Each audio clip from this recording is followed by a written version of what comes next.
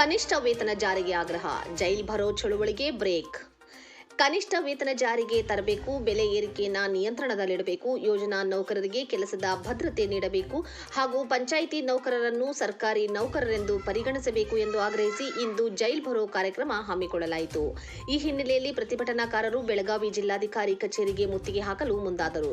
ಈ ವೇಳೆ ಪೊಲೀಸರು ಪ್ರತಿಭಟನಾಕಾರರನ್ನು ತಡೆದು ಸುಮಾರು 70 ಜನರನ್ನು ವಶಕ್ಕೆ ಪಡೆದು ಪೊಲೀಸ್ ವಾಹನದಲ್ಲಿ ಕರೆದೊಯ್ದರು. ಸುಮಾರು 2 ಗಂಟೆಗಳ ಕಾಲ ಪೊಲೀಸ್ ವಶದಲ್ಲಿದ್ದ ಪ್ರತಿಭಟನಾಕಾರರನ್ನು ಬಳಿಕ ಬಿಡುಗಡೆ ಮಾಡಲಾಯಿತು. ತಮ್ಮ ಪ್ರಮುಖ ಬೇಡಿಕೆಗಳನ್ನು ಸರ್ಕಾರ ಕೂಡಲೇ ಈಡೇರಿಸಬೇಕು. ಕಾರ್ಮಿಕರು ಹಾಗೂ ಯೋಜನಾ ನೌಕರರ ಹಿತಾಸಕ್ತಿಯನ್ನು ಪರಿಗಣಿಸಿ ಕನಿಷ್ಠ ವೇತನ, ಉದ್ಯೋಗ ಭದ್ರತೆ ಸೇರಿದಂತೆ ವಿವಿಧ ಬೇಡಿಕೆಗಳಿಗೆ ಸೂಕ್ತ ಕ್ರಮ ಕೈಗೊಳ್ಳಬೇಕು ಎಂದು ಪ್ರತಿಭಟನಾಕಾರರು ಆಗ್ರಹಿಸಿದರು. ಕನಿಷ್ಠ ವೇತನ ಜಾರಿ, ಬೆಲೆ ಏರಿಕೆ ನಿಯಂತ್ರಣ, ಉದ್ಯೋಗ ಭದ್ರತೆ ಹಾಗೂ ಪಂಚಾಯಿತಿ ನೌಕರರಿಗೆ ಸರ್ಕಾರಿ ನೌಕರರ ಸ್ಥಾನಮಾನ ನೀಡುವಂತೆ ಸರ್ಕಾರದ ವಿರುದ್ಧ ಪ್ರತಿಭಟನಾಕಾರರು ಆಕ್ರೋಶ ವ್ಯಕ್ತಪಡಿಸಿದರು. ನೋಡಿ ಸರ್, ಕ್ರಮ ತಗೋಬೇಕು ಅಂತೇಳಿ ನಾವು ಮನವಿಯಿಂದ ಒತ್ತಾಯ ಮಾಡಿರ್ತೀವಿ.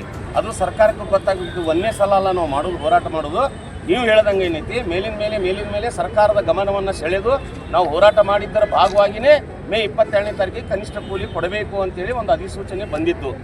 ಆದ್ರೆ ಆ ಅಧಿಸೂಚನೆಯನ್ನು ಬಂದ ಮೇಲೆ ಬೇರೆದವ್ರು ಏನು ಮಾಡಿದಾರೆ, ಬೇರೆ ಈಗ ಮುಖ್ಯಮಂತ್ರಿ ಆದವ್ರು ಏನು ಮಾಡಿದಾರೆ ಅಂದ್ರೆ ಅದು ಕ್ಯಾಬಿನೆಟ್ ಒಳಗೆ ಚರ್ಚೆ ಮಾಡಬೇಕು ಅಂತೇಳಿ. ಯಾಕೆ ಮೊದಲು ಕ್ಯಾಬಿನೆಟ್ನಲ್ಲಿ ಚರ್ಚೆ ಮಾಡಿ ಅಧಿಸೂಚನೆಯನ್ನು ಫೈನಲ್ ಮಾಡಲಿಲ್ಲ? ಯಾಕೆ ಈ ಕ್ಯಾಬಿನೆಟ್ ಒಳಗೆ ಚರ್ಚೆ ಮಾಡ್ತೀನಿ ಅನ್ನಕತ್ತಾರ? ಯಾಕಂತಂದರೆ ಕೊಡುವಂಥದ್ದಲ್ಲ, ಬಡವರಿಗೆ ಮೂಗಿಗೆ ತುಪ್ಪ ಸುರುವಂಥ ಕೆಲಸ ಏನು ಮಾಡ್ತಾರಲ್ಲ ಆ ಟೈಪ್ ಮಾಡುವಂಥದ್ದು. ಕೈಗೆ ಬಂದ ತುತ್ತು ಬಾಯಿಗೆ ಬಂದಿಲ್ಲ ಎಂಬಂಥ ಒಂದು ಗಾದೆ ಮಾತೇನಿದೆಯಲ್ಲ, ಆ ಟೈಪ್ನಲ್ಲಿ ಇವತ್ತು ನೋಡ್ರಿ ಮಾಲೀಕರ ಪರವಾಗಿ ನಿಂತಾರೆ. ಮಾಲೀಕರು ಹೋಗಿ ಅವ್ರ ಮುಂದೆ ಹೋಗಿ ಕುಂತಾರೆ, ನಮ್ಗೆ ಇಷ್ಟು ಪಗಾರ ಕೊಡೋಕ್ಕಾಗೋದಿಲ್ಲ ಅಂತೇಳಿ. ಲಾಭ ತೊಗೊಳಕ್ಕಾಗತ್ತೆ, ಮಾಲೀಕರಿಗೆ ಪಗಾರ ಕೊಡೋಕ್ಕಾಗಲ್ವಾ?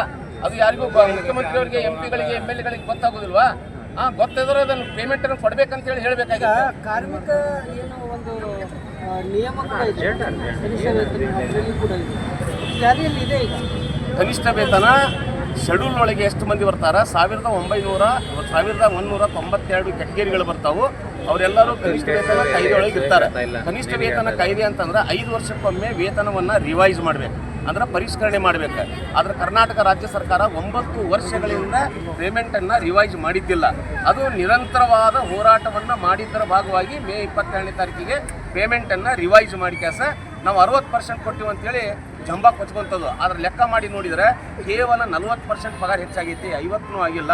ಆದ್ರೆ 9 ವರ್ಷದ ನಂತರ ಆಗೈತೆ ಅದು ಎಲ್ಲ ಲೆಕ್ಕ ಹಿಡಿದ್ರೆ 38,000 ರೂಪಾಯಿ ಕೊಡಬೇಕು ಅವರು. ಆದ್ರೆ ಮಾಲೀಕರು ಅಲ್ಲಿ ಹೋಗಿ ಕುಂತಿದ್ದಕ್ಕೆ ಮಾಲೀಕರ ಮಾತು ಕೇಳಿ ಇವತ್ತು ಬಡವರಿಗೆ ಆ ವೇತನ ಕೊಡದೇ ಇರೋದರಿಂದ ಅದನ್ನು ನಾವು ಪರಿಶೀಲನೆ ಮಾಡ್ತೀವಿ ಅನ್ನುವಂಥ ಒಂದು ಗೋಜಿಗೆ ಸರ್ಕಾರ ಹೊಟ್ಟೈತಿ. ಈ ಸರ್ಕಾರದ ನೀತಿಯನ್ನು ನಾವು ಖಂಡನೆ ಮಾಡ್ತೀವಿ.